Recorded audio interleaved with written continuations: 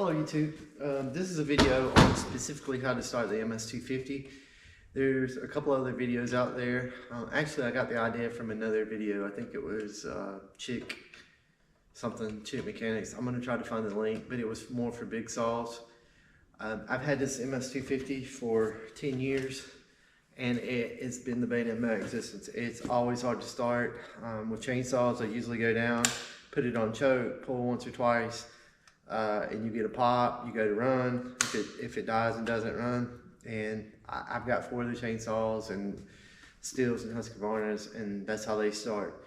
This one, last year, I ended up buying a new carburetor because I went to the Stihl dealers and they're like, oh, it's probably a carburetor issue, and they said they don't have problems, and I'm calling BS, but they do. So I put a new carburetor on it. And it kind of started halfway okay last year, but this year it said all winter. Went to start it, and I've tried to start it for 4 different days. I took it to the Stihl dealer, and like, look, there's got to be something wrong with these saws. Like, there's got to be a tip or something to it. And all they would say is, oh, you can leave it with us for $50 to look at it, and we'll diagnose it. And it's $100 out to work on it. So I got on YouTube, we started looking, and the tip, it's so simple, and it should have made sense. This hasn't been started. I'm gonna put my hand right there. It's cold. I had it running yesterday.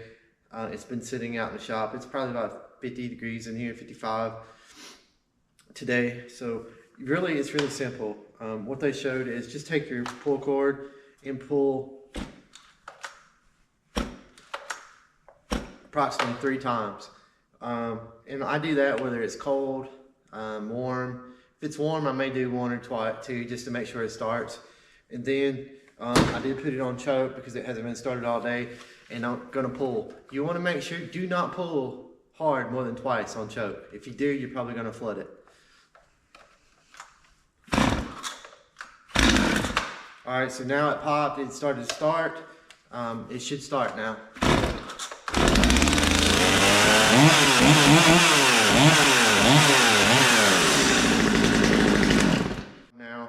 So hopefully I don't ever have to worry about this saw again. And the reason again I'm doing this is because I've seen some that says, oh, you put it on choke and you start yanking it twice.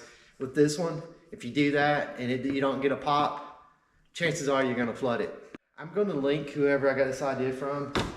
Again, the only reason I'm doing this video is I wanna make sure it's clear on this MS250 because it's absolutely a pain in the tail to start. And so far, knock on wood, this will solve the issue. Thank you, and I hope this helps.